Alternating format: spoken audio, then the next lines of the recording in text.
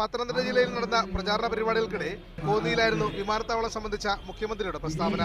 നാടിന്റെ വികസനത്തിന് ആറന്മുള വിമാനത്താവളം ആവശ്യമാണ്. എല്ലാ അനുമതികളും നേടിക്കൊണ്ടുവന്നാൽ സർക്കാർ പദ്ധതിയെ പിന്തുണയ്ക്കുമെന്ന് മുഖ്യമന്ത്രി പറഞ്ഞു. ആറന്മുള വിമാനത്താവളം സംബന്ധിച്ച് ഗവൺമെന്റിന് ഒറ്റ കമ്മിറ്റ്മെന്റേ ഉള്ളൂ. നിങ്ങൾ എല്ലാവിധ അനുമതിയും വാങ്ങിയാണ് വരുന്നതെങ്കിൽ ഗവൺമെന്റിന്റെ സപ്പോർട്ട് ഉണ്ടാകും.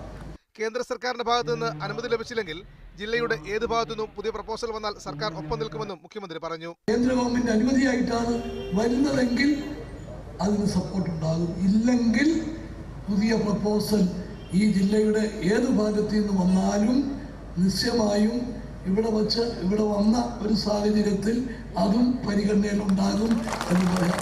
അതേസമയം മുഖ്യമന്ത്രി നടത്തിയത് പെരുമാറ്റച്ചട്ട ലംഘനമാണെന്ന് ഇടതുപക്ഷം ആരോപിച്ചു.